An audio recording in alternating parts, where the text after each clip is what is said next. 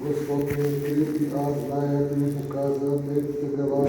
Аз смърт като кротко, те водя от заклане и не знае, че те да мислят, т.е. които знаят главники, да творим от областа Божия постоянен и да го изтръгнем от земята на живите, тъй че и името му вече да се не споменува, но ти, Господи Савол, праведни съдия, който изпитва сърца и отроби, дай да видят Твоето върху тях отмъщение, защото на Тебе повели Твоето дело.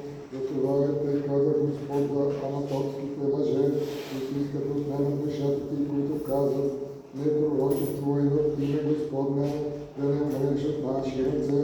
Затова тъй каза Господ за Богол, ето аз ще ги усетя, младеите им ще умрат от меч, синовете и дъщерите им ще умрат от глад.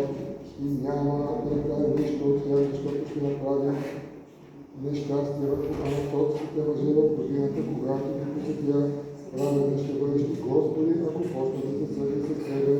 И след това ще говоря с тебе за правителите, защото пътят на нечестивците, защото пътят на нечестивците успява и всички вероломци добрува.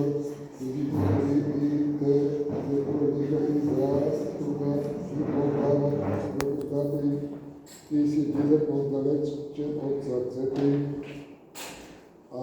Мене, Господи, ти знаеш, ти ме видиш и изпитваш сърцето ми, какво е към тебе от очи, както овци заклане и бжестви за деня на убиването, гържоли ще тежи земята и ще се тревата по всички поля, добитите птици гинат поради нечестието на жителите, защото казват, той да ще види какво ще стане с нас.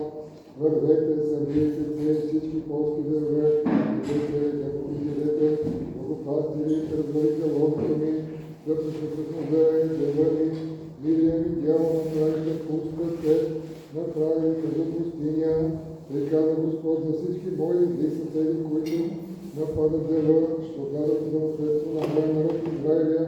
Ето аз ще ги изтръгна от земята и домът Юдин ще изтръгна и предата им, но след като ги изтръгна, пак ще ги върна и помилувам и ще доведа всеки го в неговия дял и всеки го в земята му.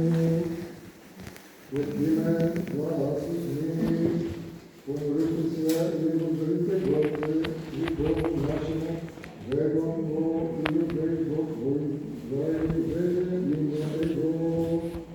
Помолите се и благодарите Господи Богу нашему, помолите се и благодарите Господи.